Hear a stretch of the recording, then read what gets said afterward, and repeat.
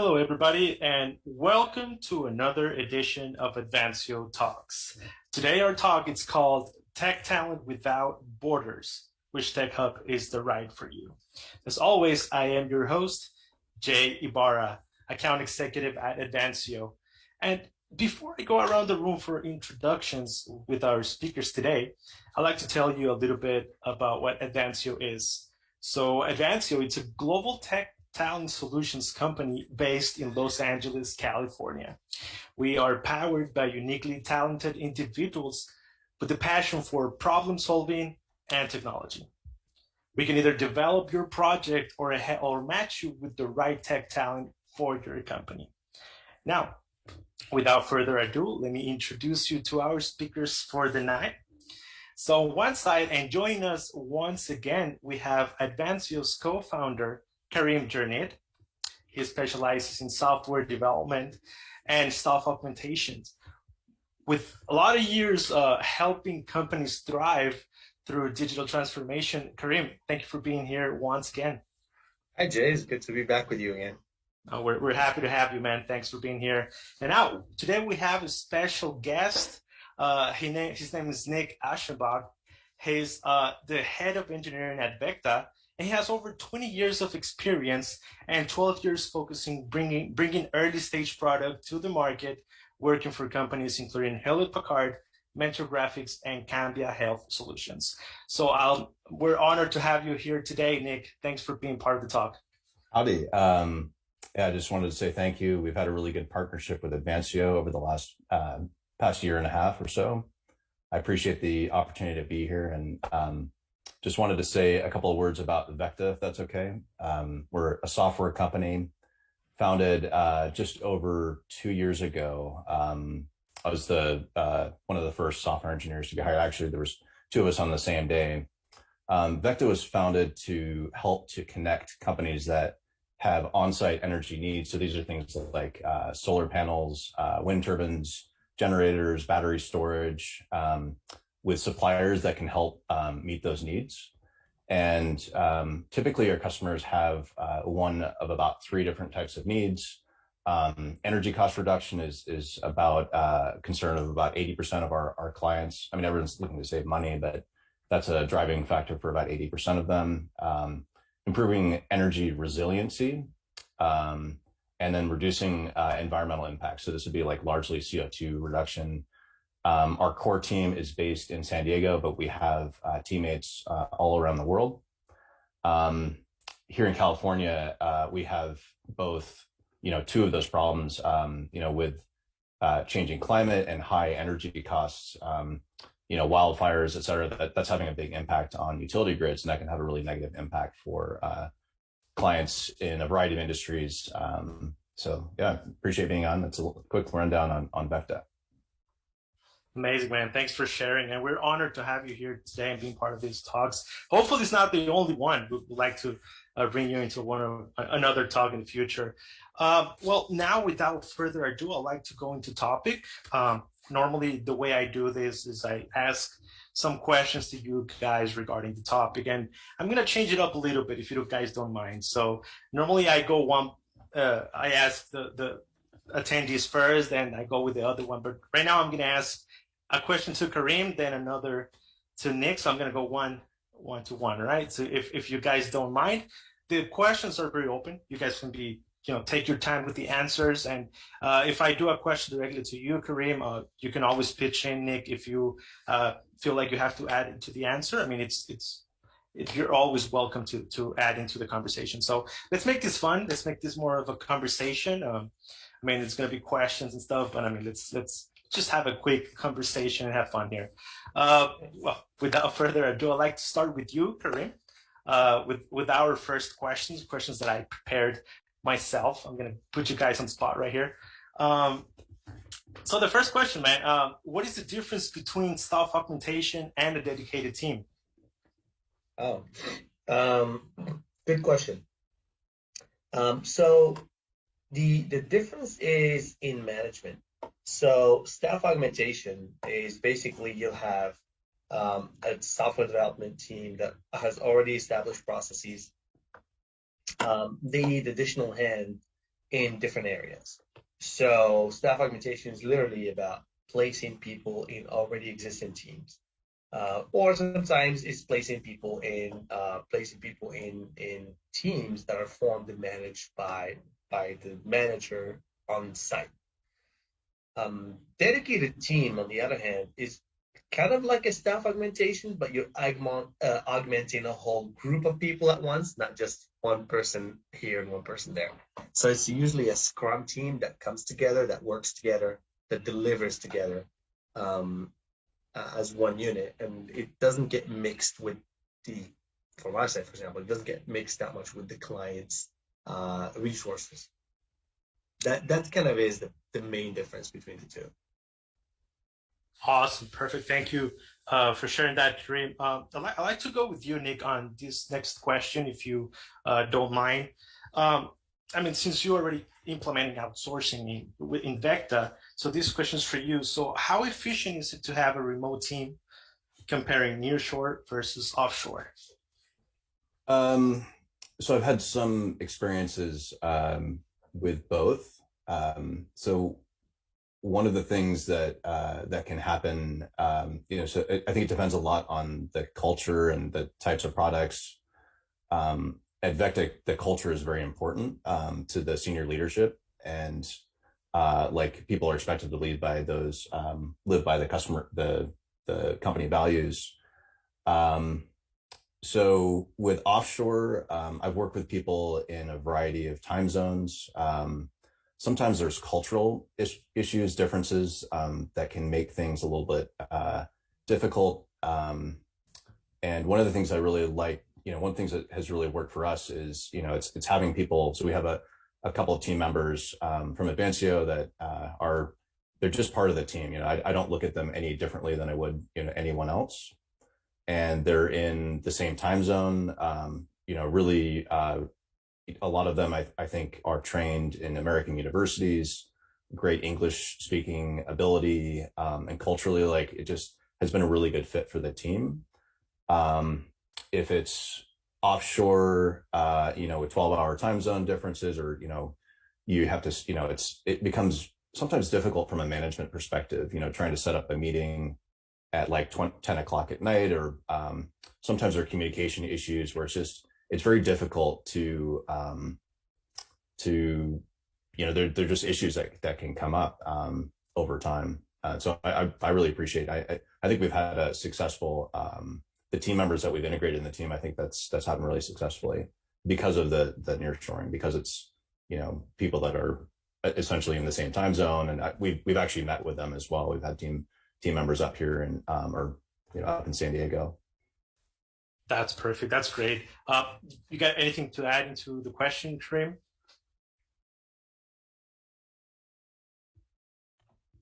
Yeah, I mean, the Nick touched on all of it. It's really it has to do with the culture match. It has to do with availability.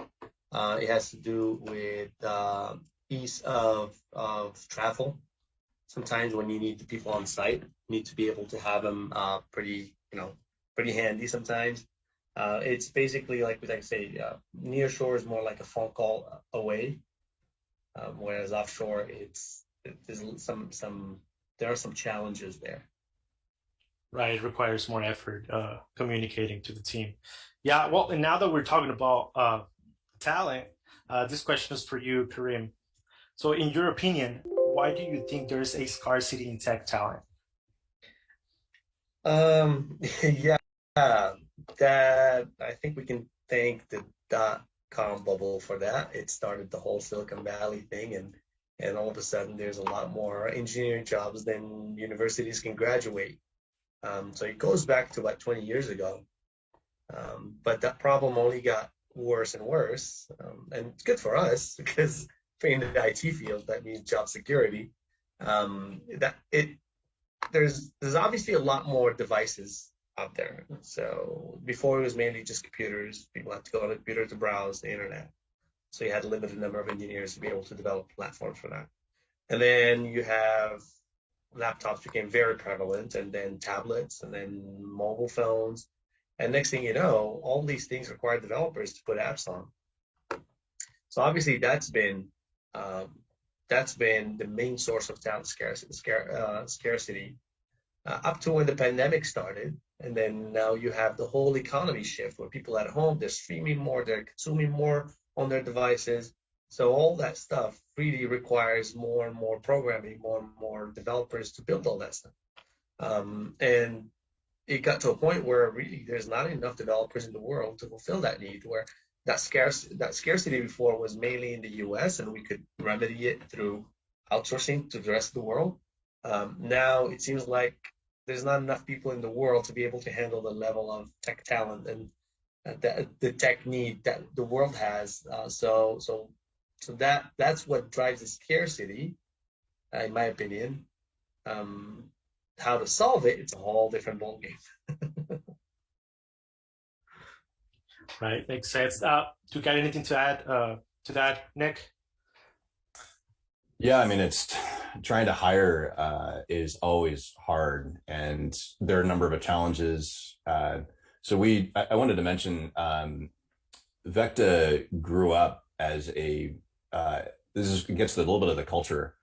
We've never had an office. So we started I started in 2020 I was driving down from Washington. I moved down to be with the core team at Veckta.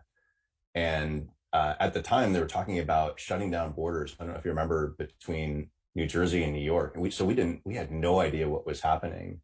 And I moved to a place where I thought we were looking at a couple of office spaces and everything was shutting down. We didn't know really what was happening.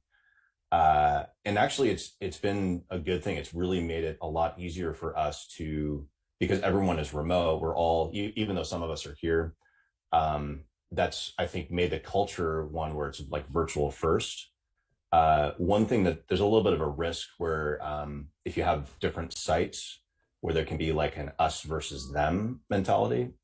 I definitely have seen that. It's like, what are these jokers doing? That's why that really tight integration, like having people in bed with your team, kind of helps to defeat that. We still try and get together. So there's a person on my team who hosts maybe once every couple of weeks, and I think that's really important as well. And sometimes people will fly out, or we'll try and get the people that are here in town together. That's been really valuable for those casual kind of water cooler conversations that I don't miss the commute, driving hours a day, but there's definitely a cost to being fully remote as well. Right. Yeah. And with that you mentioned, it actually drives me to the second question that I had for you is, since you're outsourcing, so how do you keep your remote team engaged and feel like they're part of your team? Well, it's just the expectation that they're part of the team, contributing. So I feel like, hopefully it's okay to name names, but Mariana has really grown a lot. I think she's the Advancio lead for our team, and her voice is really important to me. So when it comes to, there's a lot of what we do as software engineers that is not the coding. That's kind of, you get into the space, especially with early stage development at a startup company, where a lot of your time is spent on, like my main passion is trying to build the right thing. And so a lot of times it's not coding. It's, we've had industry topics calls where we just learn about like how do solar panels work. And that helps to kind of inform, to make sure that, we're building something that makes sense in the industry. So I'm not an expert in on-site energy. And, Mariana and Pablo have both been like extreme assets, like in different ways. Pablo is, he's our lead, QA, SDET.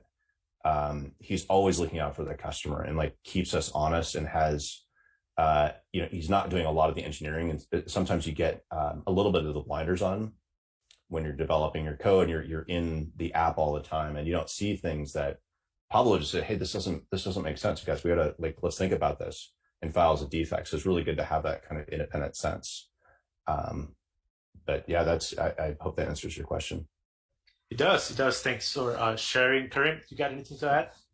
It's exactly what Nick mentioned. It's all about integrating the teams. It's not putting barriers, not creating silos.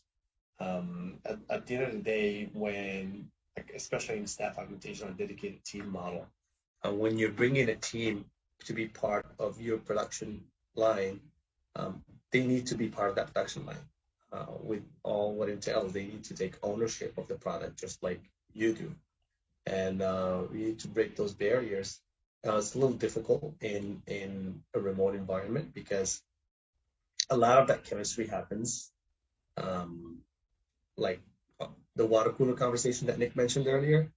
But there's ways to do it online. It's inclusivity can happen online if you make an intentional effort of doing so. Right, perfect. Thank you guys for sharing that information. It's always good to know, and it's always good to hear that your remote teams, it's an asset for your company, right? That's always good to hear. Now, another question for you, Karim. Now that we're talking about talent, so how can we decrease talent turnover? Because we know that's been an issue right now. Like there's a lot of demand, and we know that's an issue. In your opinion, how can we decrease that number? Yeah, that is a very, very difficult question to answer because it relates back to your first question of scarcity, right? Talent scarcity always creates turnover. You add to that the pandemic and remote and how easy now for talent to kind of shop around. Turnover is just became an even bigger problem than it was to begin with. So I think the most important thing is to kind of look at the problem from not from a very pragmatic way. Like how it's not about how can I stop people from leaving, right? It's about how can I minimize the effect of people leaving. And it's no longer about the people, it's more about the knowledge. And just coming to ground and coming to peace with the fact that, you know, a lot of people will stay, and we want people to stay with us because as we're growing, we want people to grow with us. But we understand that there's going to be some people that are going to leave, and how do we put something in place to help those people transition to their next life without really having a big impact on us? That's one. So that each company has to figure out its own formulas to do that. The other thing is inclusivity. Is basically people want to work with people they like.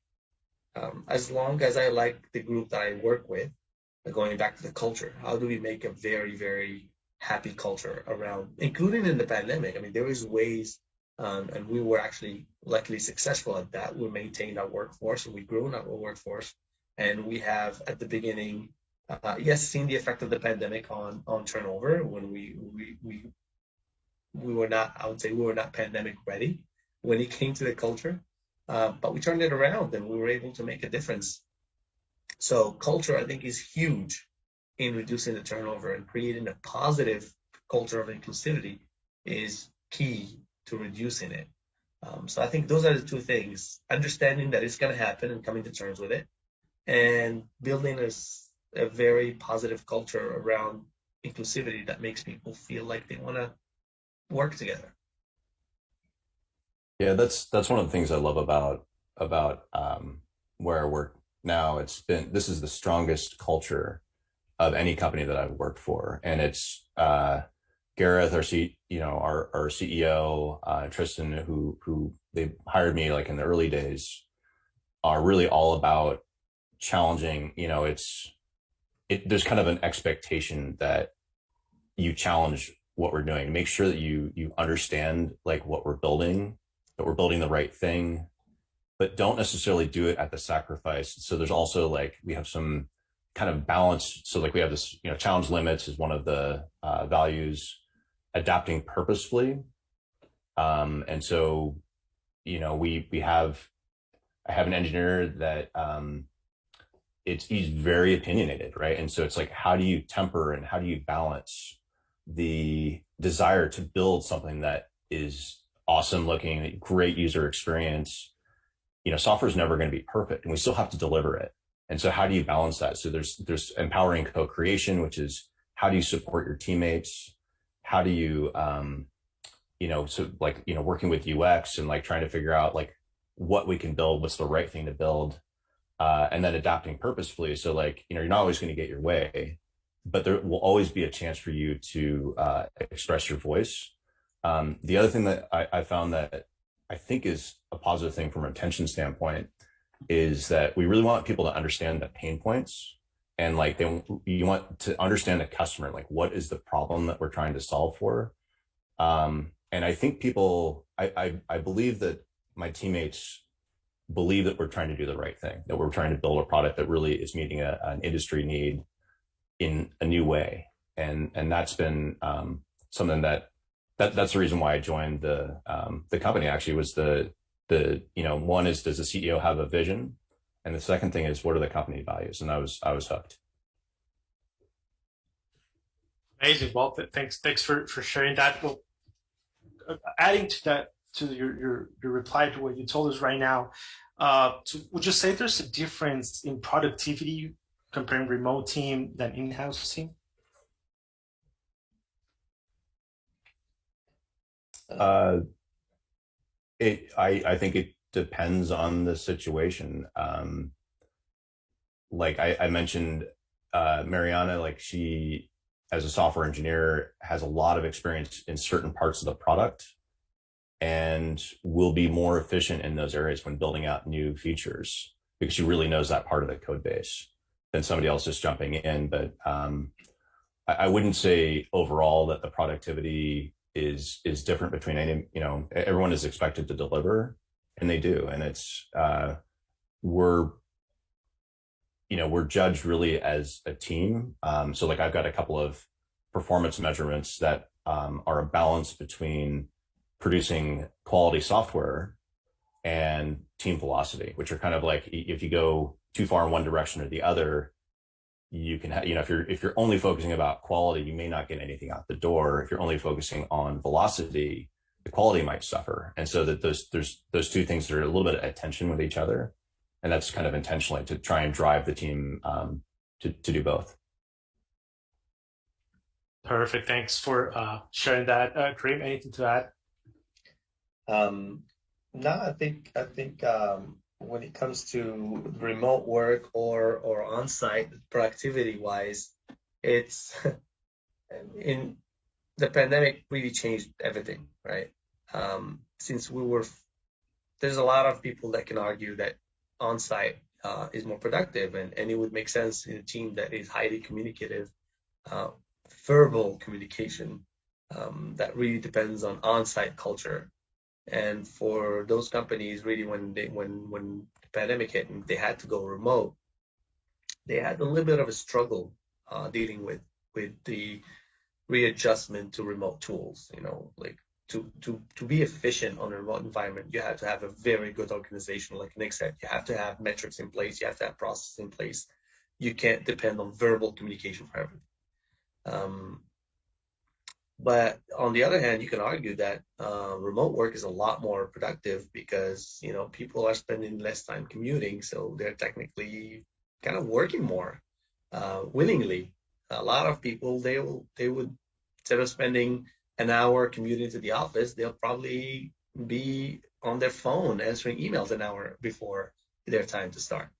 But also, one thing for sure, I think there's pros and cons to both, and I think a hybrid model down the line is going to be is the most productive. I think a hybrid model in the sense where offices are more like a reunion and meeting place, and remote is more like a work desk time workplace. If we can combine the two, and people can actually work on their tasks most of the time remotely, and then show up to the office once or twice a week purely for meeting days, right, and get that connection and that human interaction and strengthen the culture, I think that's probably the most productive way we can get out of people when possible.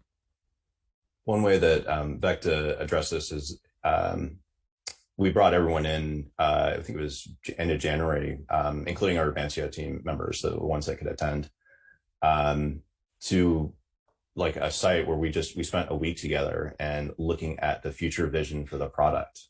And that I think is really important to get people to understand. It's like feeling like they're part of the team, that culture. And we plan to do it. It was, I think, overwhelmingly positive. I think that the response, just getting to see people that I've never seen before. Like I met Tristan for the first time in person. I've been on calls with him, I don't know how many times, but it's like, oh, okay, like actually seeing the person.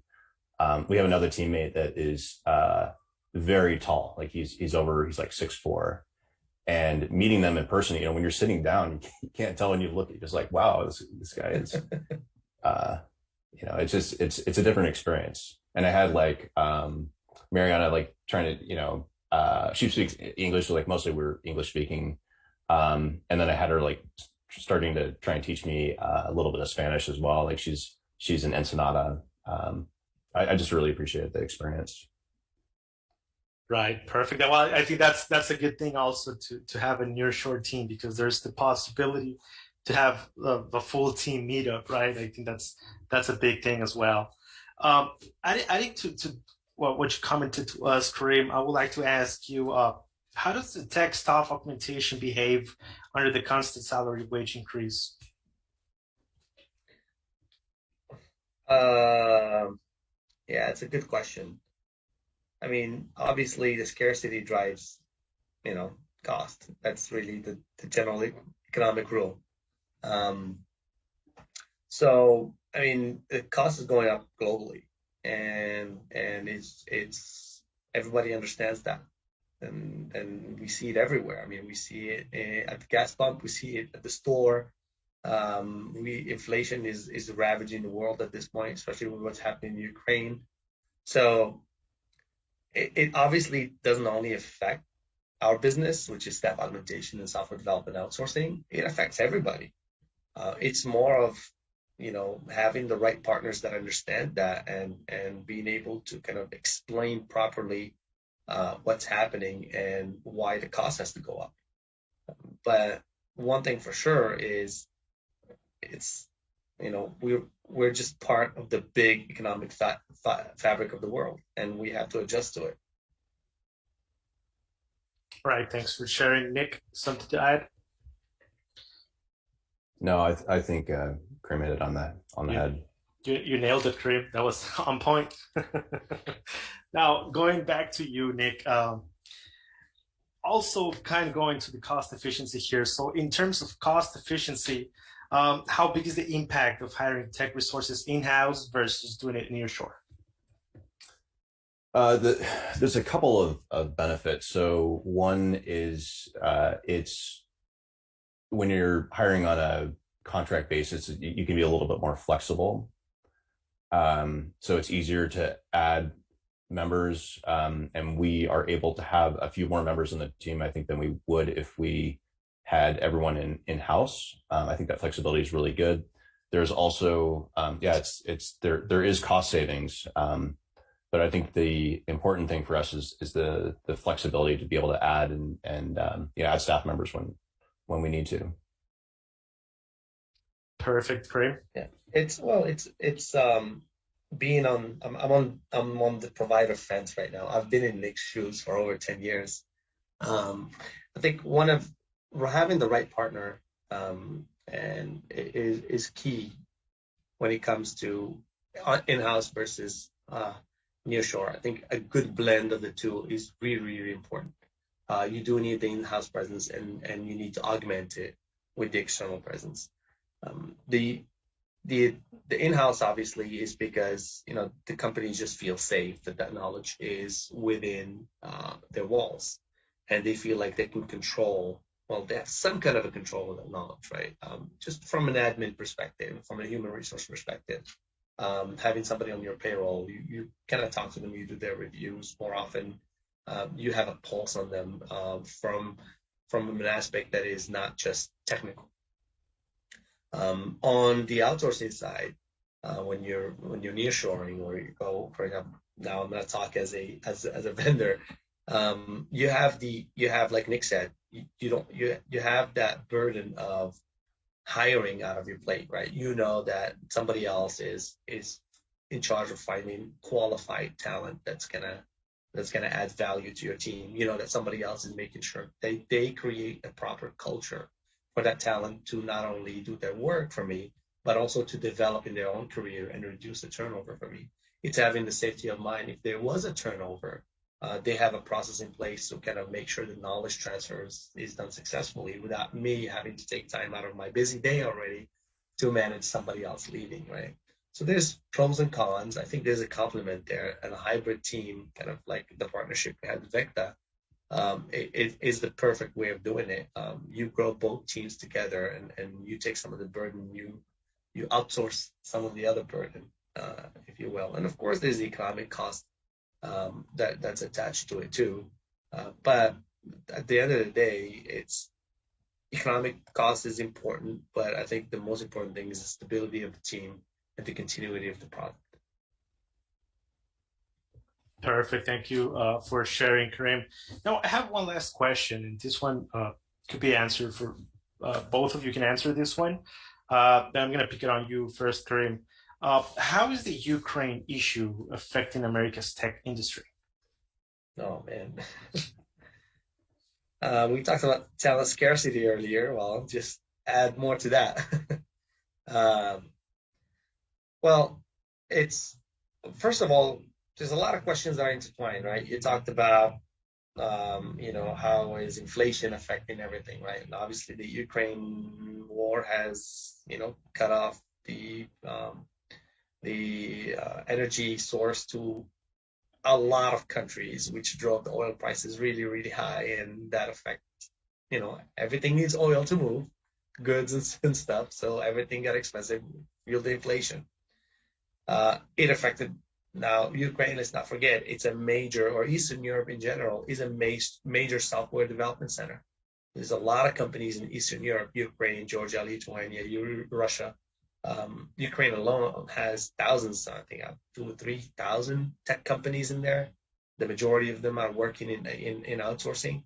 So imagine all that talent now that is inaccessible because of the war, that used to service mainly Europe.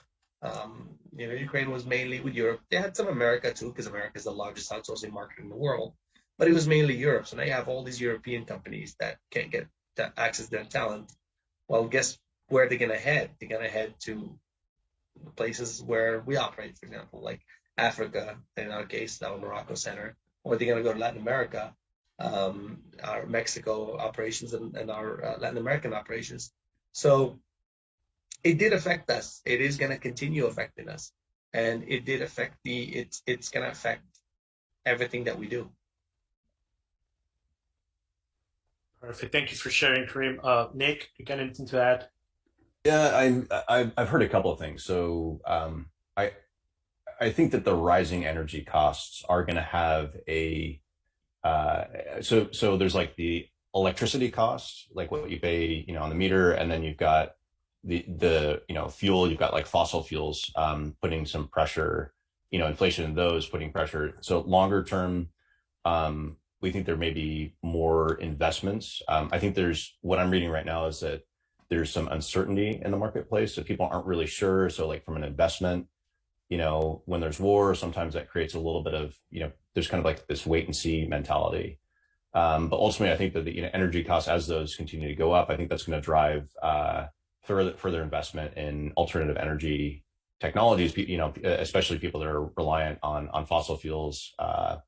So things like, I can imagine companies doing more investments in electric vehicles, for example. I know that Amazon's made, I think they bought something like 100,000 vans that are going to be like electric, and that'll have a huge impact on, the economic impact. I think is going to be substantial. And then there's two kind of personal impacts. So I have a team member who is from Georgia, the country, not the state, that was invaded back in 2008, and about 20% of the country is occupied by Russian soldiers. And so we've had a number of conversations about that. I know what's going on from more of a personal standpoint. When the invasion was happening, I was glued to the TV. I mean, for the first several weeks, and just wishing like I could do more, wishing that we could do more in that conflict. And then I have another teammate who their girlfriend is actually from Russia, and it's so there's like a little bit of that conflict. It's like, where's the world heading? So yeah, I would say the impacts for us, and the more kind of the shorter term or more just kind of our emotional impacts, how we feel about the world. I think there may be more economic opportunities as things kind of change, but yeah, a bit of both. Great, thank you for sharing your insight, Nick, and also Karim. Thank you for your knowledge and everything that you shared with us today. I believe it's time for us to jump into the QA session. We have some questions here coming from our social media, from our live transmission. So I'd like to, I'm just going to ask the question to you guys. I'm going to pick one of you guys and ask the question, okay? Again, if the other one feels like answering as well, you guys are always free to do it. So the first one, I'm going to go with you, Nick. So this one says, how can a team lead measure remote team's performance? How are you measuring your team, your nearshore team performance, Nick? Well, I touched on this a little bit earlier. I measure them the same way that I measure the rest of the team, because they're another member of the team, and I don't. It's been really important to us to not create like an us versus them. When you're bringing on new people, especially when you're outsourcing, sometimes it takes a little bit of time, kind of adjustment to figure out how to work really well with those teams. And what we found is that embedding those team members in has been like something that's been really helpful for us. It's like small things too. Like we created email addresses, like company email addresses, so for each one of our, for Mariana and Pablo, for little things like so they can see our calendar, and that's completely open to just like another thing to make them feel like, look, you guys are embraced, you're part of the team. I'm not going to come up with a separate metric because I feel like that creates the wrong kind of the cultural or sort of attitude on the team. Right. Karim, got anything to add? Yeah, I mean, it's the remote, because everybody's remote now, so the metric of the team is kind of the same as your team. I think the key is blending the team and not really seeing them as a separate team. Usually in software, it's really about the velocity, the quality of the sprint, the deliverables, post release, the issues post release. So all these are standard software metrics that have been there. Nothing changes just because people are remote. Okay? So I think team's performance, at least from a technical perspective, that's nothing has changed. Now, the team's performance from what I like to say, a mental perspective, that the best way to monitor that is what we like to do is just one-on-ones, and one-on-ones are usually not about work; they're about the people. And so, and I don't know if there is any particular metric that you can get from those one-on-ones, but you can get a pulse from those, and those should tell you the state of mind and what's about to impact the performance down the line. Right, perfect. Now that you're on the hot seat, Karim, I'd like to give you this next question to you. So, and I'm sure you'll be the one to answer it. It says, what is included in a staff augmentation service? What's included? Besides the resource, of course. We like to think of ourselves as a PEO provider, professional employer organization. We're like the company that finds your people, hires them, processes their payroll, manages. It's like it does everything for you. All you have to do is focus on running your core business.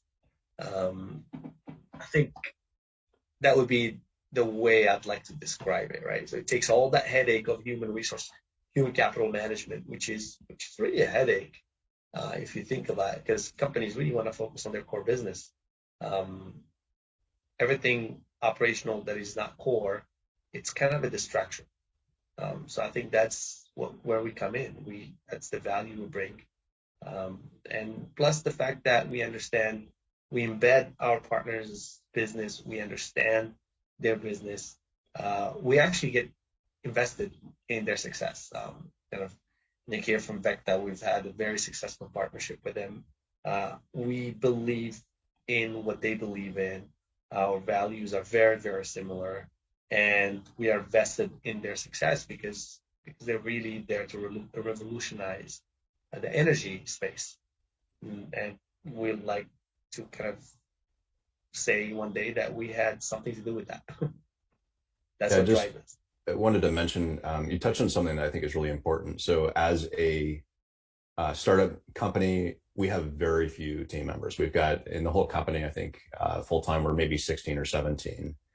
And so it's really helpful, like the flexibility. Like I don't have like an HR department that I can go and like work with me. So it's like, it's a lot of like, if I need to hire somebody, it's me going out to try and find people. And it can be, especially with this market, it can be really, really challenging. So I appreciate you bringing that up. Perfect. Well, I guess that answers the question. Thank you guys for sharing. Let's jump to another question here. I think this one also will go with you, Karim. So let me see. I have a couple of questions here. If I don't know which talent I need, does Advancio help me to discover the discovery phase? Yeah. Yeah. Okay. I mean, there's two types of companies that we deal with, right? There are the companies that are heavily tech, like Nick, and they know exactly what they want. So they come to us, hey, you know what? I need 2 backend developers, 1 front-end developer, a QA, and an SDEV. And in a few months, I'm gonna need a UI UX, and they know exactly what they want. At that point, we just provide the qualified resources that will fit their culture, so they can have a successful project. And then there's the other companies that sometimes they have more of a business idea. They're very good at what they do. They know their core business. Their IT team is so busy, they don't want to bother them. So that's where the dedicated team comes in. So, you know what, instead of adding more work to our IT team, let's just get a whole team that can do everything, right? So for that, we actually, that's when we get our expertise. So we listen to them. We listen to not only from a technical perspective, whether it's feasible or not, but a lot of time like I said, we get vested in the product we're building, and we actually put in even our business sense into it. And based on that, we gather the Scrum dedicated team that they need. So it's not always a consulting job, because a lot of times the partner know what they want, but more often than not, it ends up being one. And actually, even in cases when the partners, they really know what they want, sometimes we have insights, because obviously we deal with a lot more hiring and training people than they do, right? Because we're constantly doing that. So a lot of times we're able to suggest things to our clients that actually they probably haven't thought of before. Things like, hey, instead of hiring 2 full stack, well, let's just get one full stack and 1 front end, because most of the work's can be done on the front end, since if half their API is already built. And if the front end, for example, is Angular, but they need React, okay, you know what? We have a training course that we could put really good developers on, that our clients probably don't know that we have a training course that we can get them proficient in React within 6 weeks. Those things, we end up doing more consulting on that aspect as well. Perfect. And adding a little to that, how long does it take to acquire a tech talent through Staff Augmentation?